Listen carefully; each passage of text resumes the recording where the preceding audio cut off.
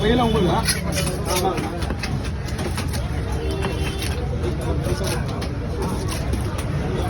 புரியலா?